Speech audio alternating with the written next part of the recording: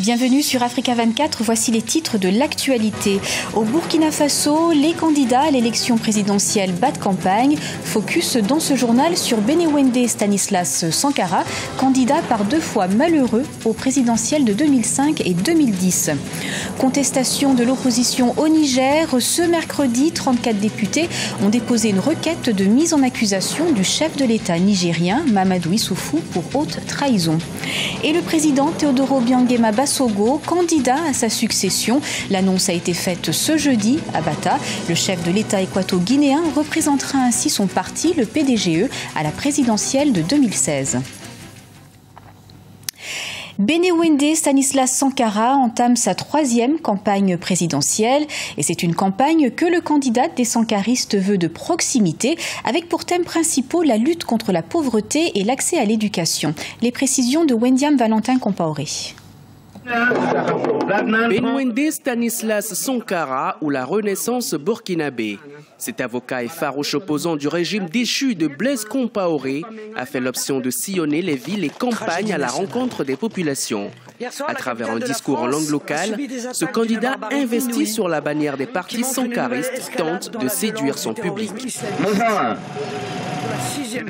Nous devons lutter contre la faim, contre le chômage, pour plus d'écoles, pour plus de centres de santé, paysans, éleveurs, commerçants. C'est ça qui est la vraie et véritable lutte. Nous demandons donc votre suffrage pour un vrai changement. Ancien chef de file de l'opposition politique, les crimes économiques de sang impunis lui tiennent à cœur. Se réclamant de l'idéologie de Thomas Sankara, le père de la révolution d'août 1983, il veut un Burkina juste et intègre. Ici à Guibaré, nous manquons de barrages et la servitude d'eau se tarit autour du mois d'avril. Ce qui fait que nos enfants, qui sont des maraîchers, ont du mal à produire pendant cette période. Aussi, le centre de santé manque énormément de consommables et pas assez d'écoles pour nos enfants. Et nous souhaitons qu'il les réalise pour nous s'il est élu. Candidat malheureux en 2005 et 2010, Bénéwendé Stanislas Sankara compte miser en 2015, s'il est élu, sur la production et la consommation locale, gage selon lui d'une économie stable et prospère. La France s'est réveillée en état de choc et d'urgence absolue ce samedi 14 novembre, au lendemain d'une série d'attentats meurtriers dans la ville de Paris. Des attaques simultanées à travers la capitale française et qui ont fait, selon un bilan provisoire, au moins 127 morts et plus de 180 blessés. Face à ce drame, le président François Hollande a annoncé 3 jours de deuil national et convoqué le Parlement en congrès lundi pour, je cite, rassembler la nation dans cette épreuve. Le parquet français a par ailleurs ouvert une enquête pour assassinat en relation avec une entreprise terroriste. Et c'est une première au Niger. Des députés ont déposé une requête pour demander la mise en accusation du président Mamadou Issoufou pour haute trahison. Les parlementaires de l'opposition accusent le chef de l'État nigérien d'avoir entre autres bradé les ressources naturelles du pays et limité les libertés individuelles. Les détails avec Awa Barkala. Les députés de l'opposition accusent le président nigérien Mamadou Issoufou de haute trahison. 34 députés issus de l'opposition ont déposé ce mercredi 11 novembre 2015 une requête de mise en accusation du président pour haute trahison auprès du bureau de l'Assemblée nationale. Ils l'accusent entre autres de brader les ressources naturelles du pays. Il brade les richesses naturelles de l'État, y compris les richesses financières de l'État. Il y a aussi un exemple, les 9 milliards qui ont été saisis par la douane nigérienne au niveau de l'aéroport. Donc la douane a fait toutes ces investigations. Elle a abouti à ce que c'est un transfert illégal. Elle a préparé les documents de sanction et au dernier moment, on lui dit non, lâchez ces gens-là avec leur argent. Et avec tous ces éléments-là, il y a des violations de son serment de respecter, de faire respecter la Constitution. Ce sont les raisons pour lesquelles nous avons dit trop c'est trop. Il faudrait que ce type-là s'arrête pour pouvoir s'expliquer et dire à la nation nigérienne s'il y a des raisons pour lesquelles il est en train de se conduire de la sorte. L'opposition ne compte que 35 députés sur les 113 de l'Assemblée nationale.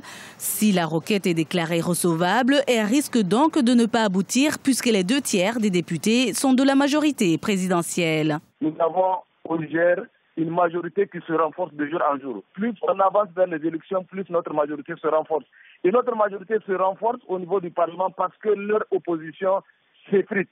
Ils ont aujourd'hui 35 députés alors qu'ils devraient en avoir, vous vous rappelez très bien, une cinquantaine, voire même moins d'une soixantaine de députés. Mais nous avons aujourd'hui 35 députés qui constituent l'opposition parlementaire. Donc ils sont en train de s'amuser, ils sont en train de se distraire et de vouloir nous distraire, mais nous restons sereins parce que nous n'avons pas peur des débats qu'ils veulent provoquer, nous n'avons pas peur des arguments, on a des arguments qu'on peut leur brandir, des arguments objectifs, donc la majorité parlementaire reste sereine.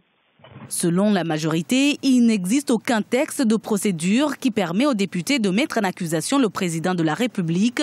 Cette requête des députés de l'opposition intervient à quelques mois des élections. Le premier tour de la présidentielle est en effet prévu pour le 21 février 2016. Le président Teodoro Obiang-Nguema Basogo sera candidat à sa propre succession. Le chef de l'État a été désigné ce jeudi à Bata candidat de son parti, le Parti démocratique de la Guinée équatoriale, à l'élection présidentielle de 2016. Une décision annoncée à l'issue du 3e congrès du PDGE dans la capitale équato-guinéenne et l'occasion pour le président de la République d'appeler à l'unité nationale. Léopoldo Enemeba et Deogracias Podo. Teodoro Obiang-Nguema Basogo, désigné candidat du PDGE à la prochaine élection présidentielle de 2016. Cette décision a été validée par les militants du Parti démocratique de Guinée équatoriale au pouvoir lors de la cérémonie de clôture du 3e congrès extraordinaire de cette formation politique à Bata. Le chef de l'État équato-guinéen a bénéficié du soutien de ses camarades du parti grâce à sa lutte pour le développement du pays depuis 1979. Après avoir écouté les déclarations des représentants des différentes structures du Parti démocratique de Guinée équatoriale qui ont demandé le respect de la résolution adoptée lors du 5e congrès national ordinaire, nous avons décidé de porter notre choix sur la personne du camarade militant Obiang-Nguema Basogo pour nous représenter à l'élection présidentielle de 2016. Plusieurs défis attendent le candidat du PDGE à la présidentielle de 2016. La lutte contre le chômage et la diversification des sources de l'économie pour réduire la dépendance à la production des hydrocarbures. La décision que vous avez prise est historique et c'est tout à votre honneur. Nous nous engageons aujourd'hui en faveur de la pérennisation du climat de paix. Et pour cela, nous avons besoin du soutien du peuple, pas seulement les militants du PDGE, mais tous les citoyens équato-guinéens. Au cours de la même cérémonie de clôture du 3e congrès extraordinaire du parti au pouvoir en Guinée équatoriale, le président équato-guinéen a reçu un prix du Comité interafricain chargé de lutte contre les pratiques néfastes pour les femmes et les enfants. Crainte de l'embrasement au Burundi, ce jeudi, le Conseil de sécurité des Nations Unies a adopté à l'unanimité une résolution appelant à un dialogue d'urgence entre toutes les parties prenantes à la crise burundaise. Le gouvernement burundais ainsi que l'opposition qui craignait des sanctions se disent satisfaits de la recommandation onusienne. Des experts de l'ONU devraient par ailleurs bientôt se rendre sur le terrain. Liselsia Kizimana. L'ONU adopte une résolution sur le Burundi. Les 15 membres du Conseil de sécurité ont approuvé à l'unanimité la résolution proposée et rédigée par la France sur le Burundi.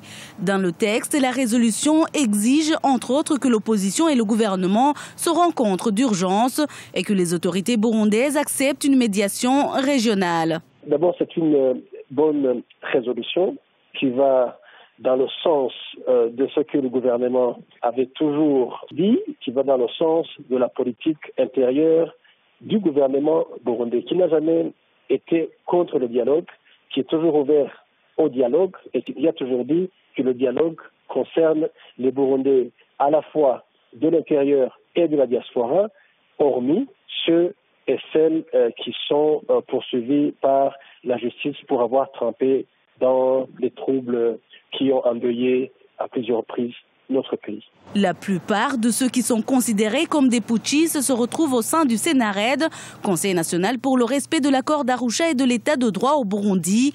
Créée en juillet 2015, cette structure se présente aujourd'hui comme le seul interlocuteur face au pouvoir de Bujumbura. Le Sénarède salue la résolution des Nations Unies et espère trouver une issue à la crise burundaise, mais sans le président Pierre Nkurunziza. Et ce qui est intéressant dans tout cela, c'est qu'il parle de négociation ou de dialogue dans le strict respect de l'accord de paix et de réconciliation d'Arusha, ce qui veut dire aussi le respect de la constitution du Burundi. S'il reste ferme à cet aspect, c'est vraiment une très très bonne chose. Et surtout, il faudrait qu'il se donne des moyens alors pour pouvoir imposer ou convaincre le pouvoir de Bujumbura à venir négocier. Parce que je ne pense pas qu'ils seront pressés.